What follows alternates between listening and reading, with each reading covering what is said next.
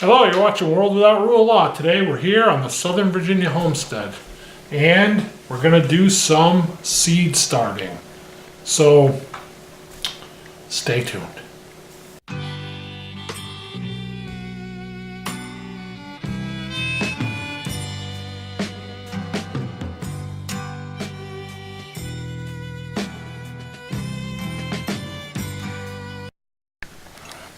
So it's a beautiful day out there in the homestead. It's Saturday, February 2nd. I'm going to go outside and play in the dirt. You know, I'm itching to get out there. I got a ton of stuff to do, but today I'm going to take advantage of the nice weather and I'm going to do what I can. I'm sitting in this chair with a broken ankle, fretting over all the stuff I can't do. So I'm going to take advantage and I'm going to do something out there that I can do.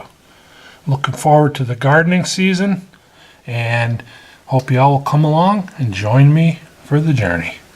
Thank you. All right, so today it was in the high 40s and it was sunny and it was gorgeous outside. And as a lot of you know, I have a broken ankle, so I'm kind of sidetracked and I got a million things I could be doing outside, and I'm looking out like raised beds have to be built, and I got a whole list of projects that I got to do, but of course I can't do any of them. So I've decided to do my seed starting. So because, you know, this is my first year here, first full season. We moved down last April, and I did everything in containers last year. So I was still finishing up the house, and I know I went over all this, and it was just a rush and big to do. So this year is really my first year to kind of see how things cycle through the season. And coming from up north, of course, you know, the dates of like the last frosts and all that, when stuff can go in the ground, are different. For example, up in Connecticut, we never planted anything in the ground until Memorial Day weekend or later. And down here, I'm not exactly sure when, but I know it can be sooner. I'm thinking at least a month sooner. So I'm going to do raised beds, as I said. But I'm going to start some stuff. Mainly, let's pull you over here and take a look. Mainly, I've got some different lettuces. So I got bins with my cups with my dirt in them. So I got some nice compost delivered outside, and what I did was, I didn't film this because I thought it was kind of boring, but I just filled up, I took all these little cups. My wife works at an elementary school, and she was able to enlist the help of the cath worker and the custodian to save these little juice cups. And you know, we're always trying to be mindful of our budget and save money wherever we can, and also in an effort to recycle and reuse and repurpose things. We've got an abundance of these cups, and then these here are a little bigger. They were actually cereal cups. So what I'm going to do is all my lettuces and stuff, all my greens, you know, most of those are generally a little more cold tolerant, and so I could plant those outside maybe a little early. I am going to build, when my ankle's better and I can get out there, the very first thing on my list is a raised bed that's going to be lifted off the ground. I'm going to make it with some plastic pallets, and I'm just going to make a shallow, you know, maybe 18-inch, 12 to 18-inch growing basin, and I'm going to cover it with some old windows that I have. And so utilizing that system, I'm certain that I can get these greens out there fairly early because they are cold tolerant, and so they could even, with the window on them, they should be able to survive frost here and there. Not a hard frost, but I'm thinking if we heat them up enough during the day, I may insulate the boxes. I got to research that a little more, and if anybody has any ideas, I welcome their input. This certainly is not a how-to video. This is just how I'm doing it. And so you'll be able to see the successes and the failures as I go along. So what I did was, I didn't film it, I went outside and I was able to put the dirt in, you know, I have like 80 something cups here, and just set the dirt in them. So what I'm gonna do is I'm just gonna squirt down each individual cup with some water, just straight water that I have here, well water. And I'll go through and probably won't show you all that either, but just to give you a little demonstration, I'm gonna do that. I got a pencil, what I'll do is I'll make a little hole in the cup, like that, and I'll just plant my various seeds. So that's gonna be kind of tedious, so I won't necessarily film that, but I'm just kind of going over what I'm doing. So I've got a good variety of greens. I've got some kale, some different Swiss chards. I'm going to try amaranth, a couple different kinds of spinaches, a whole array of lettuces. So, that's one of my goals. For going forward, I've got a lot to learn in the gardening realm, and I've been gardening for a few years. I wouldn't even say that I'm, an intermediate level gardener. I'm still very amateur, but switching climates didn't really help me either. But I'm moving forward as best I can, and so what I've decided to do is set goals incrementally so that I don't get overwhelmed. And one thing, my wife makes me lunch every day and sets it aside for me, especially now because I can't, because of my foot, but she does it anyway. So I take some ribbon over that, like, oh, you can't make your own lunch, and, yada, yada, yada. Yeah, I can make my own lunch. I was single for many years and took care of myself, and I was married previously to a woman who could care less, and so I happen to be blessed to have a Proverbs 31 wife who cares for me and cares for the ways of her household, and so she does make me lunch every day. That doesn't mean I'm incapable of doing it. It just means that that's a way that God has blessed me, and so hopefully I'm a blessing to her in some ways too. I mean, you'd have to ask her about that, but whatever. But so just to clarify that, she does make me a salad with my lunch every day, and so trying to eat healthy, trying to get on track with that. Lettuce is something that we eat a lot of, and so I'm going to attempt, one of my little incremental goals for this year is to be as close as I can to self-sufficient on salad greens, and that's a tall order, and I'm almost certain that I won't achieve that this year, because there's a lot of questions about what to do when it's 100 degrees and humid in the summer, because that stuff bolts, right? And so there's ways to do it. Shade cloth maybe inside, I don't really know, but I'm gonna try to learn that as I go. But if I can at least I may never get fully 12 months a year self-sufficient on lettuces and greens, but if I can get halfway there, or we'll see. My goal is to get as far as I can. It's not necessarily to say that I want to be self-sufficient for 6 months or 9 months, or I'm going to do the best I can to widen that spectrum of time as much as I can through that year. And so it starts out with a wide variety of greens. I've got tons of different stuff here, and when I make that bed, I'll be able to go out when it's fairly cool. And so I did a little experiment. I know I showed a video of it where I have an old IBC tote, and I did some lettuce greens in there. And I had them until well into December. We left for Christmas to visit relatives in Tennessee, and I think it was a week before then, roughly in that time frame, we were pulling fresh lettuce out of there. So I consider that to be a little bit of a success. And it was an experimental basis. So now that I know that, with that cold frame, with that, raised off the ground with the glass top, I can create a microclimate to where I can grow lettuce in less than ideal temperatures. And of course, if you get 10 days with no sun, that changes. So I'm thinking that what I'm going to do is insulate that bed that I make. And as I said, I'm still researching that, but that's kind of where I'm going. So I'm going to start these today. First thing, when my foot gets better, first thing I'm going to do is construct that. I'll make a video when I do that. We'll get that stuff out there, and we're going to try to really, really do a season extension on that. Now, as I said, I realize I probably won't be able to grow it in the middle of the summer. So I might suspend it and then start up again in the fall. We'll see. Again, that's going to be experimental as well. But I also have over here some carrots, some tomatoes, some beans, zucchini, yellow squash, cucumbers, peppers, and I'm going to, those are going to go in these a little bit larger cereal cups because they're going to go directly outside. And so not quite sure when that can happen, but I'm thinking beginning to mid-May.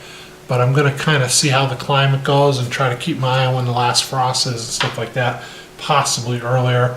But there's a 10 to 14 day germination period on most of this stuff from what I'm reading. And so today is the 2nd of February. So best case scenario, they'll germinate toward the end of February. If they sit in a month, now you're at the end of March. They shouldn't outgrow these containers until well into the middle of April, maybe not even, right? Depending on the rate of growth, because we get a little bit of sun in here, but we don't keep it 75 degrees in here. And so it's not going to be like growing conditions out in the garden.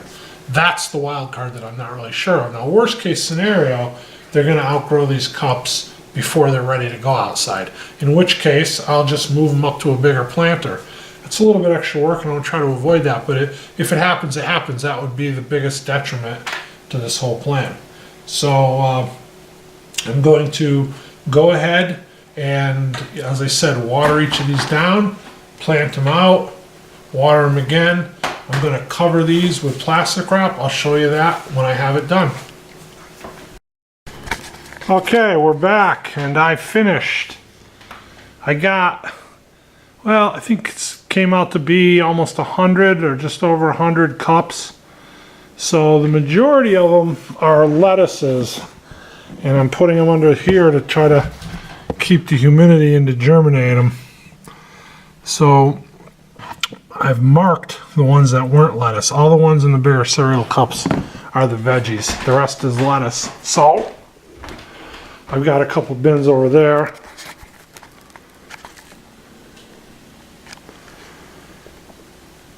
I think there's 3 of those little bins under that cover.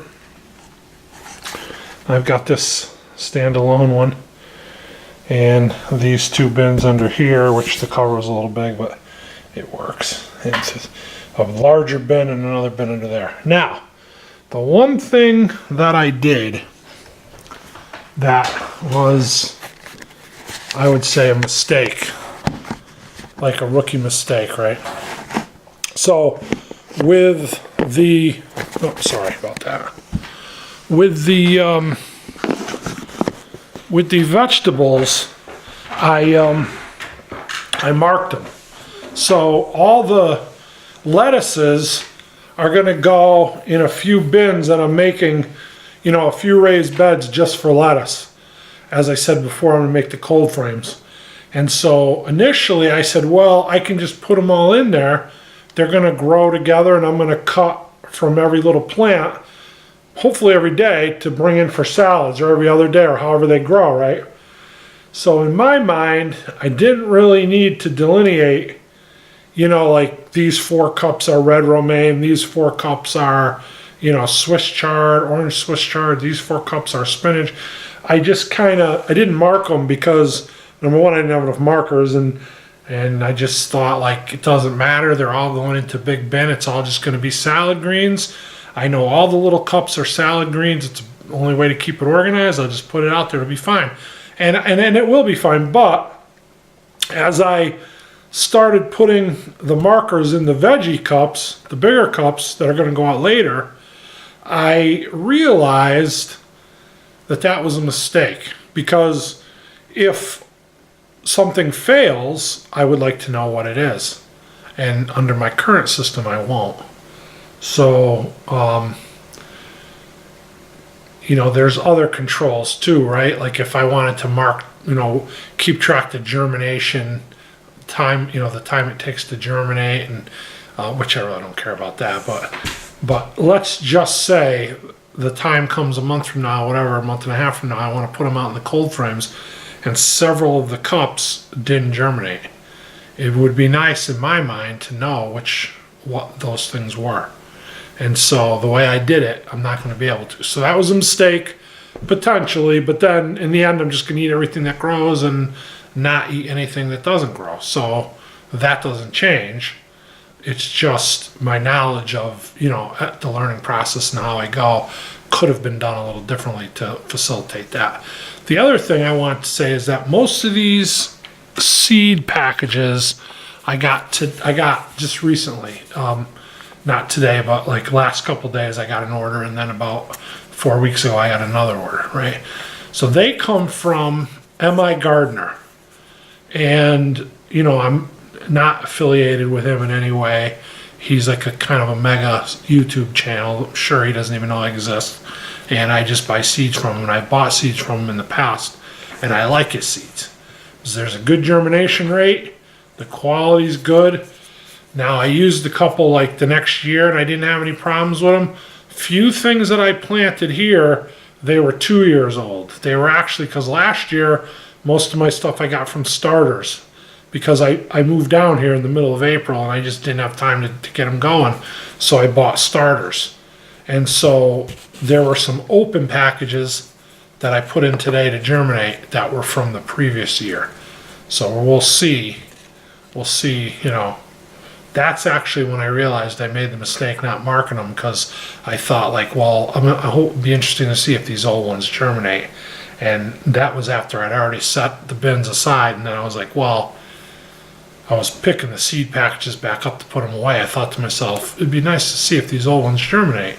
And then I looked at all the laid out bins and I said, well, which ones are they? And so the light bulb went off that was a mistake. Anyway, it's not a big deal, but I just want to say that I do like M.I. Gardner. He's got, and they're limited time, right? Because if you don't get them right away, they run out. They tend to run out quickly. But he's got a really good selection, at least in the beginning when they first come out in January, he does. And you'll see now things will start to get out of stock. But he's got a whole entire section, like I want to say the majority of his seeds are 99-cent packages. And, there's a minimal shipping charge, but they're really good quality, and so I just want to recommend that for anybody that's interested. And other than that, I think, we're just going to wait and see what happens. I'm going to put these in the window by the sun, keep them watered. I'm going to mist them with the sprayer here. I got, obviously, it's not rocket science, sprayer with water. I'll lift up the covers, I'll mist them. Hopefully the setup in the bins and the covers will keep a lot of the humidity in. Some of these ones where I placed them over, they're not sealed airtight, so I'm going to have varying results on that. But I'll keep them watered, that's the key. Keep them moist in the germination process. Once they pop, then I poked holes in the bottom of each little cup, and they're sitting in bins. So what I'll do is I'll just add an inch of water, half inch of water, whatever, to the bottom of the bins, and I'll let them wick up the water as they need it. And I think that's a more effective way to do it than trying to water each plant. Number one, it's easier and quicker, and I believe the plant then can take the water it needs. And so I got to research that a little, because I don't know, like if they sit in the standing water, I might have to pour a little water to let it dry completely out, go a couple days, pour a little water. I'm not really sure about that. I got to look into that. But it's a learning experience. We'll figure it out as we go. And I thank you all for watching. Have a good day. God bless you.